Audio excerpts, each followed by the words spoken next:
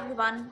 A very warm welcome to the new episode of a new podcast series, the Conference Series.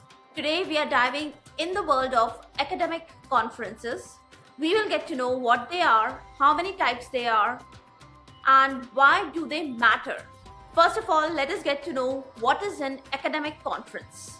Well, the simplest definition that I can tell you of an academic conference is it is a gathering of scholars, researchers, and professionals to present and discuss their research works and other kinds of works. That is the simplest and the most apt definition of an academic conference. So all in all, we can sum up the purpose of academic conference as sharing the research findings, networking, collaborations, learning new trends in the field, exposure to experts, and future opportunities. Now, secondly, we should know why do academic conferences matter and why are everybody so much interested in all these kind of academic conferences. First and foremost point, it is very important as far as the knowledge sharing is concerned.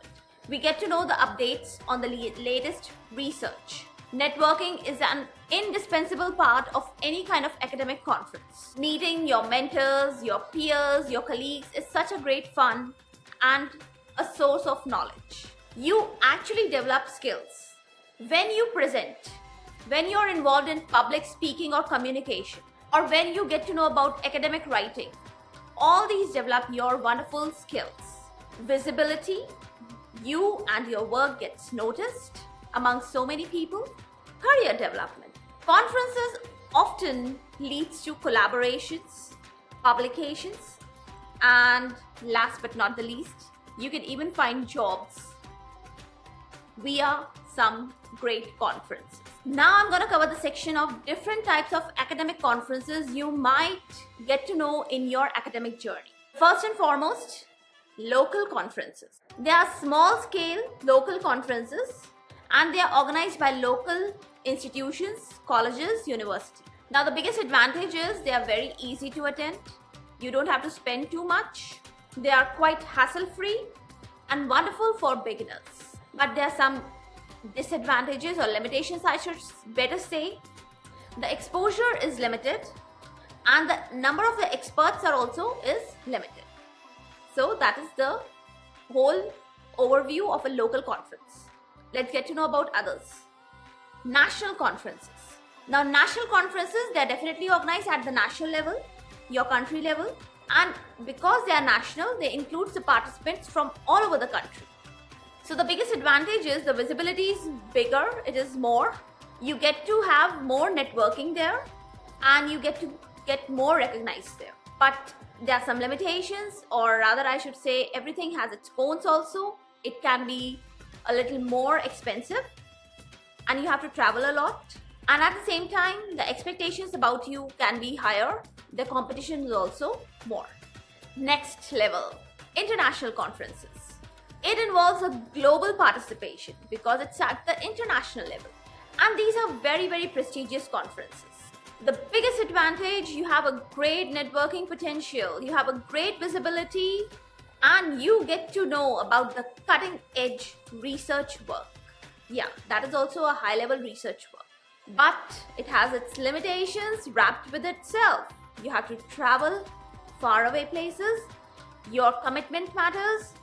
The expenditure is also more. It matters.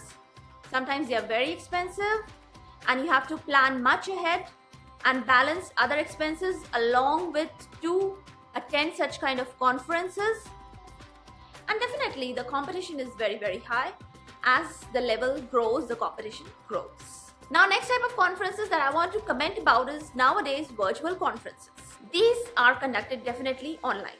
Now, they are eco-friendly, they are accessible, and they are a little less expensive. Sometimes they are equal expensive to the offline mode, but generally they are a little less expensive than the offline mode. But it has its disadvantages or limitations. The networking is very, very limited. Rather, sometimes there's no networking at all. The visibility is also limited because it's online, so some people may notice you, some people may not notice you, especially if you're just attending the conference, you generally go unnoticed. And last but not the least, we have hybrid conferences. They are both in offline and online mode.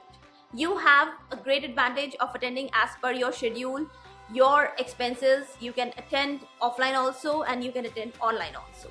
So offline, you'll be having more visibility, the expenses can be higher, the travel cost is there, and then you have more competition. You can present your work offline and you have more networking abilities. But in the online mode, similarly, if you present, you get to be noticed, but if you don't present, you sometimes may go unnoticed.